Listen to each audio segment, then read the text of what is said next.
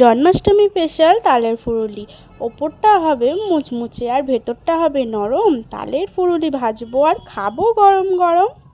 তো তালের ফুরুলি বানানোর জন্য প্রথমে একটা তালকে খুব ভালো মতন করে পরিষ্কার করে নেব, তারপরে কিন্তু তালটাকে ছুলে নেব। তো তালটাকে খুব সুন্দর করে ছুলে শাঁসটাকে কিন্তু বের করে নেব। খুব ভালোভাবে শাঁসটাকে বের করে নিয়ে কিন্তু একটা পাত্রের মধ্যে ঢেলে নেব। তারপরে দেব কিন্তু একটু নারকেল কোড়া দিলে কিন্তু বেশ লাগে খেতে। তারপরে দিয়ে দেবো কিন্তু পরিমাণ মতন চিনি।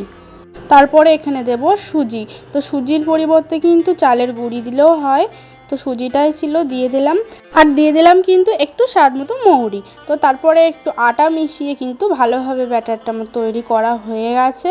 তো এখানে একটা কড়া বসিয়ে কিন্তু একটু সাদা তেল দিয়ে দিয়েছি। ভালো মতন করে তেলটাকে গরম করে নিয়ে অল্প অল্প করে কিন্তু সব ফুরুলিগুলোকে সুন্দর করে দিয়ে দিতে হবে, যেন একটার সাথে একটা লেগে না যায়। তো তারপরে দেখো এরকম লাল লাল কালার হলে আস্তে আস্তে তুলে নেব। তো আমার ভাজা সমস্ত কমপ্লিট হয়ে গেছে, এই দেখো।